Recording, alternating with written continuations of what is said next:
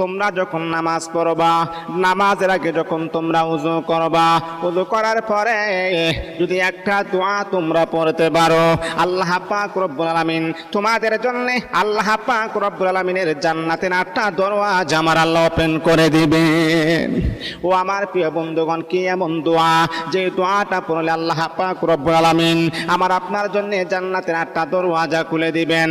এক নাম্বার হলো আল্লাহর হাবিব বিশ্বনবী বলে, যখন তুমি ওযু করবা, ওযু কমপ্লিট হওয়ার পরে এই আঙ্গুলটা এইরকম ভাবে উঁচা করে তুমি পড়বা, আশহাদু আল্লা ইলাহা ইল্লাল্লাহু ওয়াহদাহু লা শারীকা লাহু ওয়া আশহাদু আন্না মুহাম্মাদান আবদুহু ওয়া রাসূলুহু। এই দোয়াটা তুমি পড়বা।